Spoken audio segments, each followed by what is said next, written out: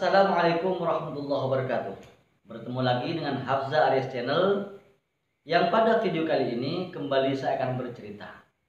Konteks cerita saya sekarang adalah tentang manusia dengan pola pemikiran yang bermacam-macam juga melahirkan jenis yang bermacam-macam.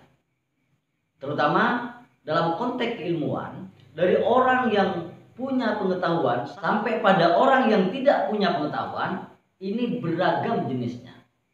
Maka dalam hal ini Imam Al-Ghazali, seorang filosof muslim yang sudah punya banyak karya dari sisi filsafat maupun tasawuf, pernah menggolongkan ada 4 macam manusia dalam konteks keilmuan mereka.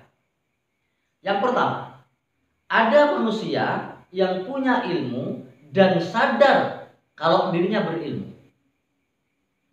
sehingga karena ada kesadaran bahwa dia memiliki ilmu, dia mempunyai ilmu, maka orang yang jenis ini cenderung bermanfaat bagi orang lain, cenderung bermanfaat bagi yang lain.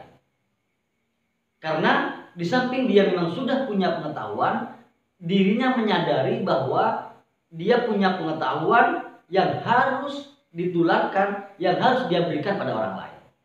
Sehingga pengetahuan yang dia miliki banyak manfaatnya untuk orang lain. Kemudian jenis orang yang kedua adalah orang yang punya ilmu tetapi tidak sadar kalau dirinya punya ilmu. Punya ilmu, tidak sadar kalau dirinya punya ilmu. Satu sisi masih baik karena dia memiliki ilmu. Cuma pada sisi yang lain, kekurangan pada jenis yang ini adalah dia tidak akan mampu mengolah, dia tidak akan mampu mengembangkan keilmuannya, bahkan dia tidak akan mampu memberikan kemampuannya pada orang lain karena dia tidak sadar kalau dirinya ternyata punya banyak ilmu. Kalau boleh dibahasakan dengan bahasa yang berbeda, mungkin orang ini berilmu tapi tidak kreatif, sehingga kepemilikan keilmuannya tidak bisa dirasakan oleh orang lain, tidak bisa dirasakan oleh lingkungan sekitarnya. Akibatnya adalah kemampuan yang dimiliki orang ini tidak akan pernah berkembang. Bahkan sekalipun dia punya konsep yang baik, konsep yang bagus tentang banyak hal, maka konsepnya tidak akan pernah berkembang. Kenapa? Karena dia tidak punya kesadaran bahwa konsep-konsep yang dia miliki itu harus disampaikan pada orang lain. Nah, itu jenis manusia yang kedua versi Al-Ghazali. Kemudian jenis yang ketiga menurut Al-Ghazali adalah orang yang tidak punya pengetahuan, orang yang tidak punya ilmu, tapi sadar kalau dirinya tidak punya ilmu. Orang yang tidak punya ilmu dan sadar kalau dirinya memang tidak punya ilmu. Jadi masih mendingan. Karena dirinya sadar kalau dirinya tidak punya pengetahuan, tidak punya ilmu, maka orang ini akan terus berproses. Orang ini akan terus mencari. Orang ini akan terus berusaha bagaimana agar bisa berilmu.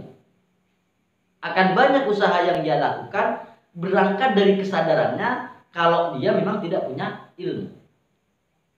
Jadi yang ketiga ini tergolong masih mendingan. Sekalipun tidak punya ilmu, kesadarannya akan memunculkan reaksi untuk mencari ilmu. Untuk jenis manusia yang keempat versi Al-Ghazali adalah ini yang paling celaka. Dia tidak punya pengetahuan dan tidak sadar kalau dirinya tidak punya pengetahuan. Dia tidak punya ilmu dan tidak sadar kalau dirinya tidak punya ilmu. Kecenderungannya orang yang jenis terakhir ini, jenis yang keempat ini adalah sok punya ilmu. Karena sudah goblok, masih belum sadar pula.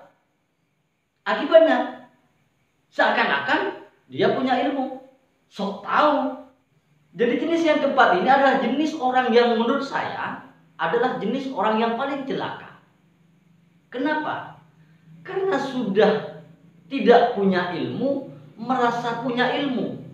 Akibatnya dalam kondisi goblok, dalam kondisi bodoh, dia tetap tidak berusaha untuk mencari ilmu. Mari kita semua berharap semoga kita tidak termasuk golongan jenis orang yang keempat versi Al-Ghazali ini. Karena jenis orang yang keempat ini sudah berbahaya untuk dirinya, juga membahayakan pada orang lain. Kesoktahuannya, dia cenderung menyesatkan orang lain. Dia cenderung memberikan informasi yang salah terhadap orang lain. Maka semoga kita semua tidak termasuk golongan yang keempat. Bahkan kalau boleh kita semua berharap, ayo kita berusaha untuk selalu menjadi golongan orang yang pertama, yang punya pengetahuan dan sadar bahwa kita punya pengetahuan, sehingga kita bisa memberi manfaat untuk diri kita sendiri dan untuk orang lain.